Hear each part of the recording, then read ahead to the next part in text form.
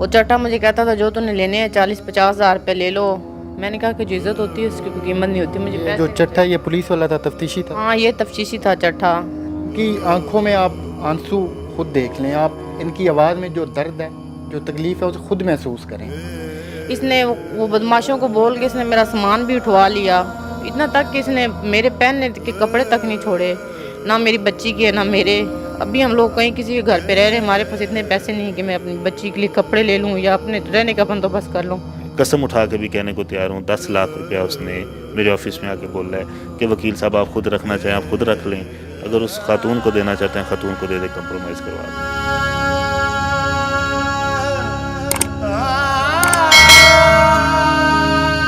السلام علیکم، مصعب ڈیجیٹل کے ساتھ میں ہوں زبیر روان. ناظرین، یہ ساجدہ بی بی ہیں جو قصور سے لاہور گھر کی تلاش میں ہیں. اب قصور میں چونکہ زیادتی کے بہت سارے کیسز بڑھتے جا رہے ہیں، آپ لوگ بھی میڈیا پہ دیکھتے رہتے ہیں، ہم لوگ بھی دیکھتے رہتے ہیں، تو یہ ڈری ہوئی تھی. انہوں نے کہا کہ کیوں نہ لاہور شفٹ ہوا جائے اپنی چھوٹی سی ننھی منی بچی کو لے کر جس کا فیوچر بن جائے. مگر انہیں امید نہیں تھی کہ یہاں پر یہ کسی درندے کے ہاتھ چڑھ جائیں گے. ایک پراپرٹی ڈیلر انہیں ملا جس نے انہیں بہن بنایا اور گھر دکھانے کے بہانے اپنے ساتھیوں کے ہمراہ نہ صرف انہیں زیادتی کا نشانہ بنایا، انہیں نوچتا رہا، انہیں تشدد کا نشانہ بنایا، اور اب انہیں مسلسل دھمکیاں دی جا رہی ہیں کہ آپ اس کیس سے پیچھے ہٹ جاؤ، اس کیس کو واپس لو، نہیں تو تمہیں سنگین نتائج کا سامنا کرنا پڑے گا. رو رو کر ان خاتون کی آنکھ سے اب تو آنسو بھی رک گئے ہیں. یہ واقعہ ہے کیا ایکچوئل؟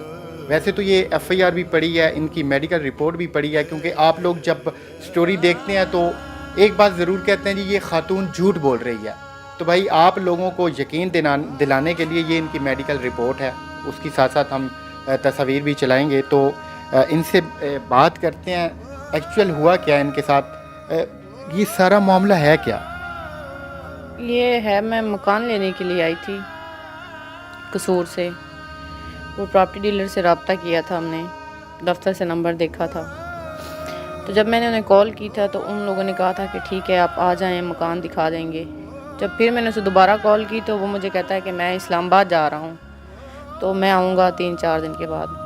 پھر میں نے ایک ہفتہ ٹھہر کے پھر کال کی، تب میں قصور سے لاہور آ رہی تھی. تو میں نے کہا بھائی میں نے پہلے بھی آپ کو کال کی ہے، تو اگر آپ نے مکان دکھانا ہے تو ٹھیک ہے، نہیں دکھانا تو آپ بتا دیں کہ میں نے نہیں دکھانا. کہتا چلے میں ابھی آپ کہاں پہ ہو؟ میں نے کہا میں نے قصور سے لاہور آ رہی ہوں. کہتا آپ میرے ساتھ آ جاؤ، میں بھی قصور سے لاہور جا رہا ہوں. میں نے کہا نہیں آپ جائیں، میں آ جاؤں گی. کہتا پھر میں آپ کا نا چنگی پہ ویٹ کروں گا. میں نے کہا نہیں آپ چلے جائیں جہاں پہ آپ نے جانا ہے.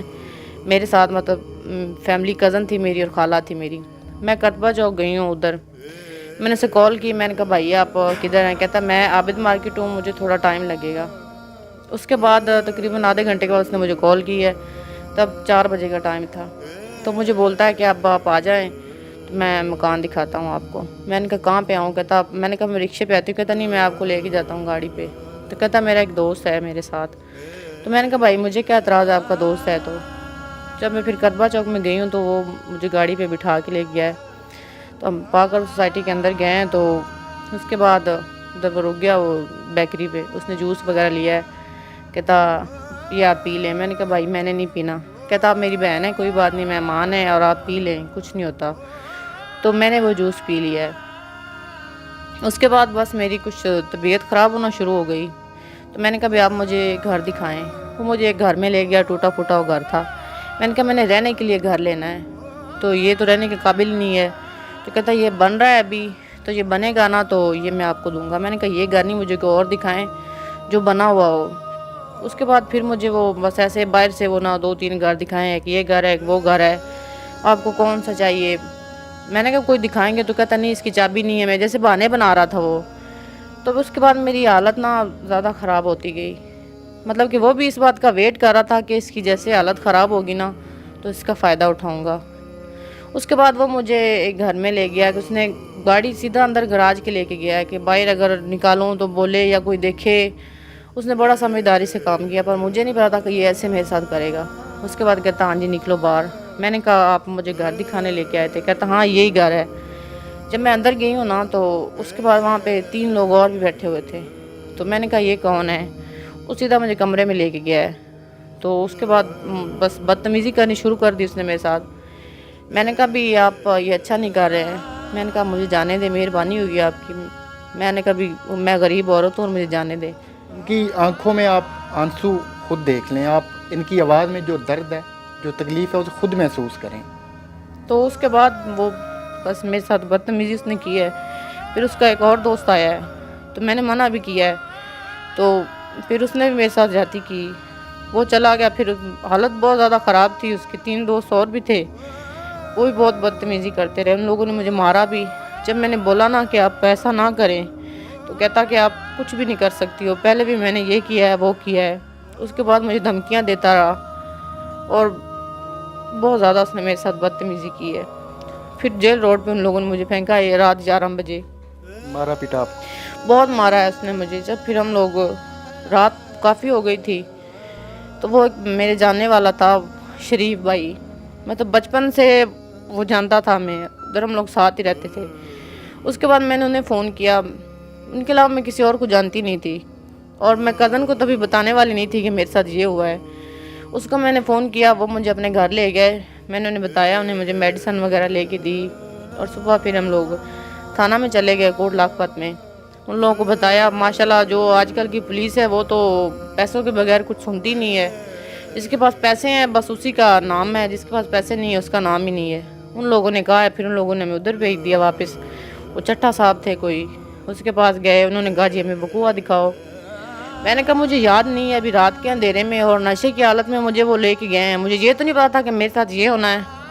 مجھے پتا ہوتا کہ میرے ساتھ یہ ہونا ہے تو میں پتا بھی رکھتی کہ مجھے کہاں لے کے جا رہے ہیں. یہ اکیلی لاہور اس لیے آئی تھی کہ یہ یتیم ہے.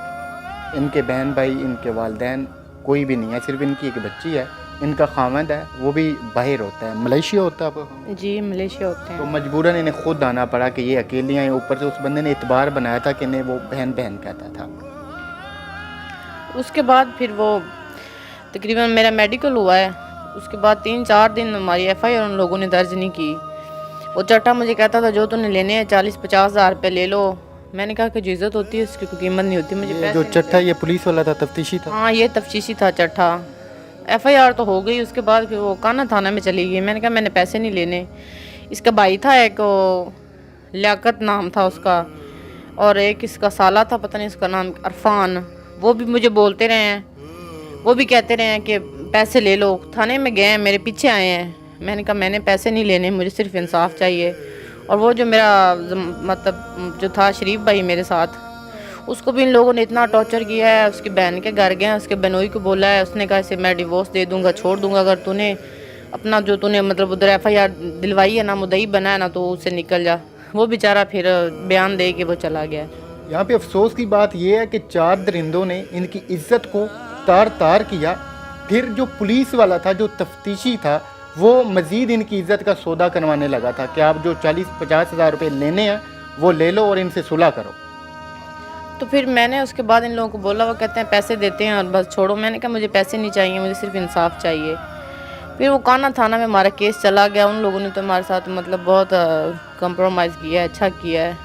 تو تقریباً 4 مہینے اس کی بیل خارج کرواتے رہے ہم لوگ. پولیس نے ہمارا ساتھ نہیں دیا, اسے گرفتار نہیں کیا. ابھی جا کے ہوا ہے تقریباً یہ کچھ 10 دن ہو گئے ہیں, اور میڈیکل بھی ہو گیا ہے. اور ابھی یہ کانا سے اس نے اپنی تفشیش چینج کروا لی ہے. یہ بھی صرف پیسے کے زور پہ, کیونکہ پولیس والے ہیں, انہیں تو بکنے کا آپ کو پتہ ہے, پیسے کے دم پہ کچھ بھی کر سکتے ہیں. اس کا یہ جو پراپرٹی ڈیلر ہے, اس کا نام کیا ہے؟ اس کا نام ہے نعمت رضا.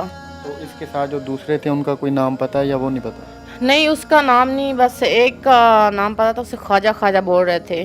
باقیوں کا نام نہیں ہمیں پتہ. وہ تو یہی جانتا ہے کہ اس کے ساتھ کون تھے. اور اس کے بعد اس نے مجھے اتنا ٹارچر کیا ہے کہ یہ اس نے میرا مطلب جہاں پہ میں رہتی تھی وہ بھی گھر رینٹ کا تھا, اس نے وہ بدماشوں کو بول کے اس نے میرا سامان بھی اٹھوا لیا. اتنا تک کہ اس نے میرے پہننے کے کپڑے تک نہیں چھوڑے, نہ میری بچی کے نہ میرے. ابھی ہم لوگ کہیں کسی کے گھر پہ رہ رہے ہیں, ہمارے پاس اتنے پیسے نہیں کہ میں اپنی بچی کے لیے کپڑے لے لوں یا اپنے رہنے کا بندوبست کر لوں. اس کے بعد بھی یہ مجھے ذلیل کروا رہا ہے. ابھی پکڑا ہوا ہے, ابھی بھی ذلیل کروا رہا ہے, ابھی بھی یہ میری جان نہیں چھوڑ رہا. تو یہ سارا جو ہے پولیس ہی کروا رہی ہے نا, اس کے ساتھ مل کے پولیس ہی سب کچھ کروا رہی ہے. कौन इंसाफ इनको कौन देगा? एक तो इनके साथ ज़्यादती हुई, फिर ये थानों कचहरियों के चक्कर लगा रही हैं। 4 महीने हो चुके हैं इनको मुख्तलिफ़ जगहों पर जाते हुए, मगर अभी तक इन्हें इंसाफ नहीं मिल रहा। जो मुलजिम हैं वो पैसे के ज़ोर पे आज़ाद घूम रहे हैं, उल्टा इन्हें धमकियाँ दे रहे हैं। अब देख लें आंसू, आप इनकी हालत आप देख लें। इनके जो वकील हैं अली जाफरी साहब, पहले तो ये काबिल तारीफ़ हैं, मैं इनको सैल्यूट पेश करता हूँ कि ये इनका केस बिल्कुल फ्री लड़ रहे हैं। इनसे इन्होंने 1 रुपया भी नहीं मांगा, क्योंकि ये इनकी हालत जानते हैं। सर बहुत शुक्रिया आपका, आपने भी हमें टाइम दिया।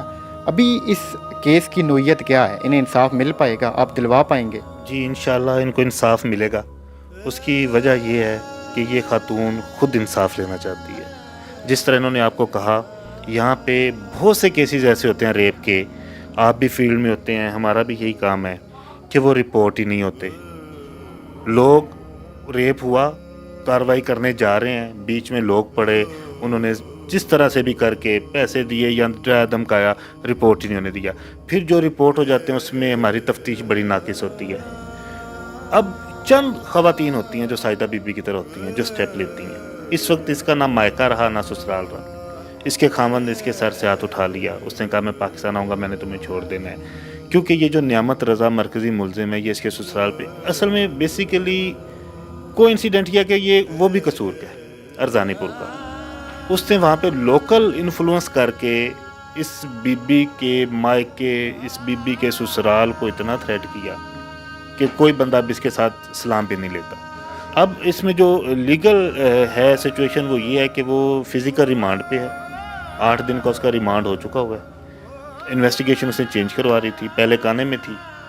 पहले काने की इन्वेस्टिगेशन में वो CDR उसका इसके खातून के साथ जो टाइम था, जो 4:30 से लेकर रात 11 बजे तक इकट्ठे लोकेशन थी, वो गुनाहगार वहाँ पे डिक्लेयर हुआ। उसके बाद जो मेडिकल था उससे भी ज़्यादती साबित हुई। उसके बाद फिर क्योंकि वो प्री अरेस्ट बेल पे था और वो पकड़ा नहीं गया था, उसने DNA के लिए सैम्पलिंग नहीं की थी।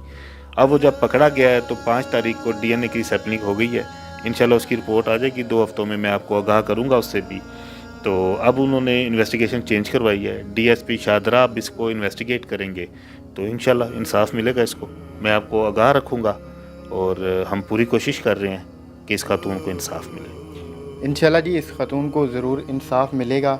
एक आखिरी सवाल, सर भी मुझे बता चुके हैं, जब आपके खामन को आपने ये सारा खुद वाक़या बताया था कि मेरे साथ ऐसे ऐसे हुआ? जी मैंने खुद बताया था। तो आगे से उनका क्या रिस्पॉन्स था, क्या कहते थे? उन्हें तो पता था ना कि उन्होंने मुझे खुद बोला था मकान के लिए, बाकी उन्हें ये नहीं पता था कि मेरे साथ ये होना है। जब उन्हें पता चला था तो बस तकलीफ़ भी हुई उन्हें और गुस्सा भी हुए। तो उसके बाद तो सही थे मेरे साथ। जब ये उधर जाके बोलता रहा ना मेरे ससुराल वालों को, पता नहीं इसने क्या क्या बोला है, उसके बाद वो मेरे साथ उसका रवैया ठीक नहीं है। अभी बोलता है कि जब मैं आऊँगा ना बस तो तुम्हारे साथ मेरा ताल्लुक़ ख़त्म है। उनकी इज़्ज़त तो अब वापस नहीं आ सकती। मैं एक चीज़ ऐड करना चाहूँगा आपके कंक्लूड करने से पहले। हमारी प्रैक्टिस ऐसी रही है, मुझे 7-8 साल हो गए हैं, जब कि क्यों नहीं केस अपने मंतकी इंजाम तक पहुँचते, हम पहुँचने नहीं देते। कौन? हम मुआशरा, हम पुलिस वाले, हम वकील, हम मीडिया वाले। सवाल हम ऐसे करेंगे कि वो जो विक्टिम होती है, वो जो मुतासरा खातून होती है, वो बेचारी, एक वो अपनी तकलीफ़, दूसरा फिर हमारे सवाल। अब यहाँ पे ये जिस तरह अभी वो कह रही हैं, मैं उस चीज़ को आगे थोड़ा सा आपको एक्सप्लेन करूँगा कि वो जाके क्या इसके ससुराल कहता रहा। अब यहाँ पे अलेज करने की कोशिश कर रही है कि ये बीबी जो है ये अच्छे किरदार की नहीं है, जबकि 4 माह हो गए हैं। अगर ये बद किरदार होती तो मेरा ख्याल है कि उन्होंने पूरा कसूर डाला है, इसमें पूरा कसूर डाला है कि पैसे ले ले या जिस तरह से भी ये कहती है हमारे साथ ये कंप्रोमाइज़ करे। 4 माह से इसने कंप्रोमाइज़ नहीं किया, जो कि इसके सच्चे होने और इसके अच्छा किरदार के होने की एक बहुत बड़ी दलील है। वो तो बड़ा पैसों वाला है, उसने आपको भी तो ख़रीदने की कोशिश की होगी। ये अब ऑफ द रैकेट बातें होती हैं, लेकिन मैं यहाँ पे आपको बिल्कुल बता देता हूँ कि मेरे ऑफिस वो आया है, साथ उसके एक मेरे दोस्त हैं वकील, उसने पता करवाया कि ये जी वकील, तो वो फिर हमारे दोस्त होते हैं, बाहर में होते हैं सारे इकट्ठे, मेरे ऑफिस आया है اور یہ میں قسم اٹھا کے بھی کہنے کو تیار ہوں، 10 لاکھ روپیہ اس نے میرے آفس میں آ کے بولا ہے کہ وکیل صاحب آپ خود رکھنا چاہیں آپ خود رکھ لیں، اگر اس خاتون کو دینا چاہتے ہیں خاتون کو دے دیں، کمپرومائز کروا دیں۔ تو میں نے تو انہیں شٹ اپ کال دی، پھر میں نے ساجدہ بی بی کو فون کیا، میں نے کہا یہ میرے آفس میں آئے تھے اور انہوں نے 10 لاکھ کا بولا ہے کہ ہم 10 لاکھ دیتے ہیں صلح کرنے کے لیے، اور میں نے ان کو شٹ اپ کال دی ہے۔ تو اس نے کہا کہ سر آپ کی مہربانی، بس آپ اللہ کے واسطے، یہ اس کی ایک بات تھی جس بات کی وجہ سے آج میں 3 ماہ ہو گئے اس کے ساتھ چل رہا ہوں۔ اس نے کہا سر تسی اللہ دے واسطے، پنجابی میں تسی اللہ دے واسطے میرا ساتھ دیو گے؟ میں کہا بی بی میں تیرے ساتھ ہوں، اور میں انشاءاللہ تعالیٰ ان ملزمان کو کیفر کردار تک پہنچانے تک اس بی بی کا ساتھ نہیں چھوڑوں گا انشاءاللہ۔ یہ جب ہر طرف سے تھک گئی تھی تو پھر انہوں نے آ کے وکیل صاحب کو کہا تھا کہ سر جی تنوں اللہ دا واسطہ صرف انصاف لے کے دیو۔ اب ان کی عزت تو واپس نہیں آ سکتی، اگر انہیں انصاف ملتا ہے تو شاید ان کی تکلیف کچھ کم ہو جائے۔ اپنی خواتین کا، اپنی بچیوں کا خود خیال رکھیے گا۔ اللہ حافظ۔